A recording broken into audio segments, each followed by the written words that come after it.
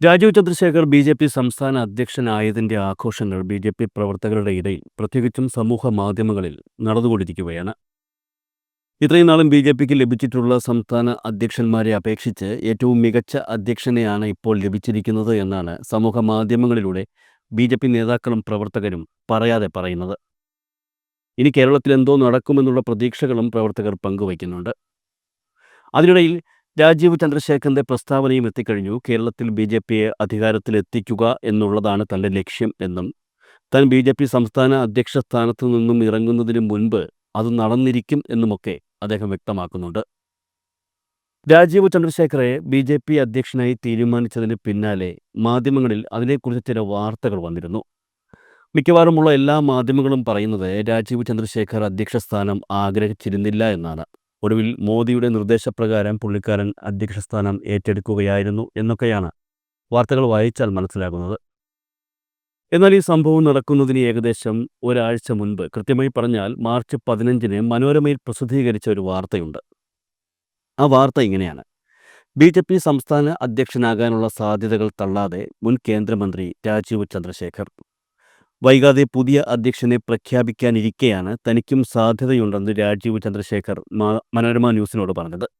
ഇത് മാത്രമല്ല, അനുബന്ധമായി മറ്റു ചില കാര്യങ്ങൾ കൂടി ആ വാർത്തയിൽ പറയുന്നുണ്ട്. ലോക്സഭാ തെരഞ്ഞെടുപ്പിൽ തിരുവനന്തപുരത്ത് ബി.ജെ.പി. സ്ഥാനാർത്ഥിയായിരുന്ന രാജീവ് ചന്ദ്രശേഖർ അടുത്തിടെ കേരളത്തിൽ സജീവമായിരിക്കുകയാണ്. മാസത്തിൽ 5ഉം 6ഉം ദിവസം തലസ്ഥാനത്തുള്ള രാജീവ് ചന്ദ്രശേഖർ നഗരത്തിൽ സ്വന്തം വസതിയും വാങ്ങിയിട്ടുണ്ട്.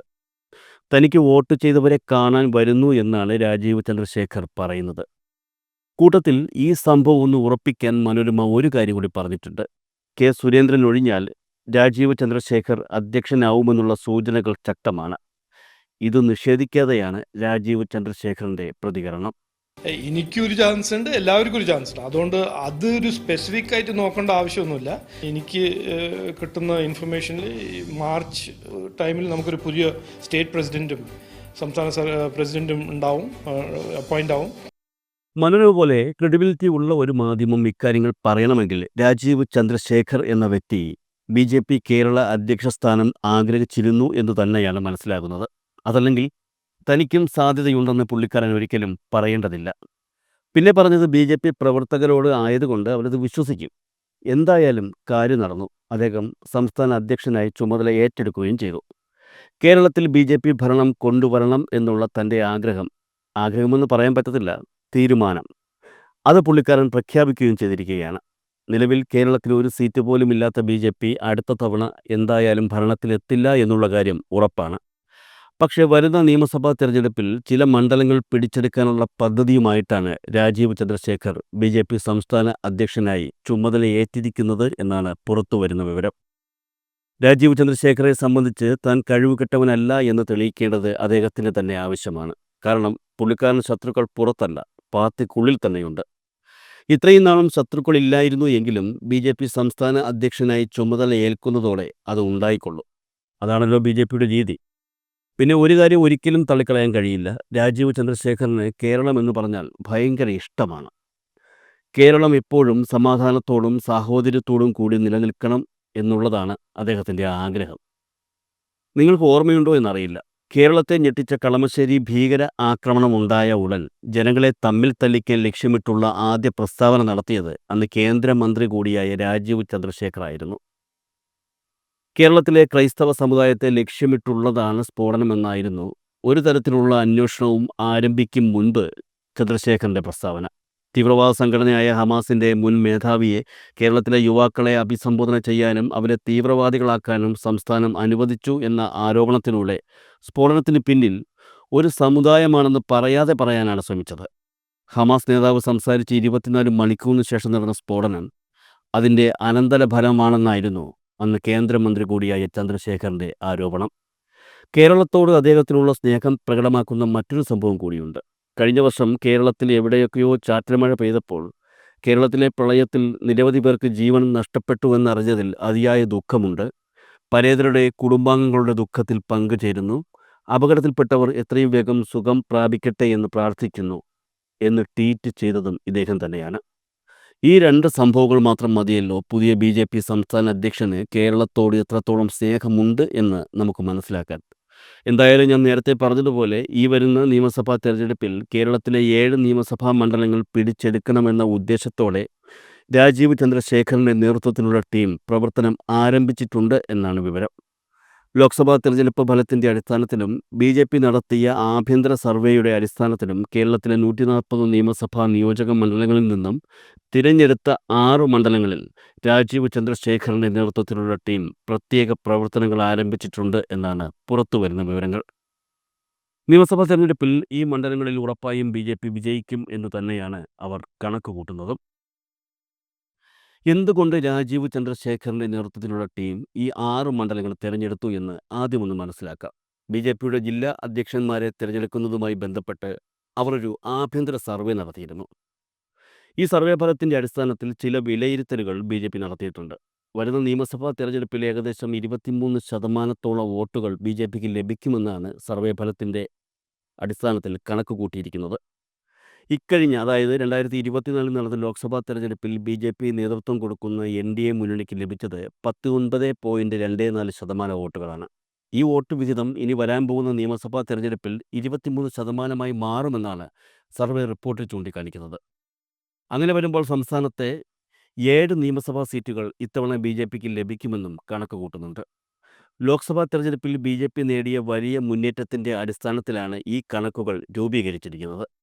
ലോക്സഭാ തെരഞ്ഞെടുപ്പിലെ വോട്ടിംഗ് ശതമാനവുമായി താരതമ്യം ചെയ്യുമ്പോൾ വരുന്ന നിയമസഭാ തെരഞ്ഞെടുപ്പിൽ മുന്നേറ്റമുണ്ടാക്കാൻ കഴിയുമെന്നാണ് ബി.ജെ.പിയുടെ കണക്കുകൂട്ടൽ. ബി.ജെ.പിക്ക് ലഭിക്കുന്ന വോട്ടുകൾ യു.ഡി.എഫിൽ പ്രത്യേകിച്ചും കോൺഗ്രസിൽ നിന്നുമായിരിക്കും എന്നാണ് സർവേയിൽ പറയുന്നത്.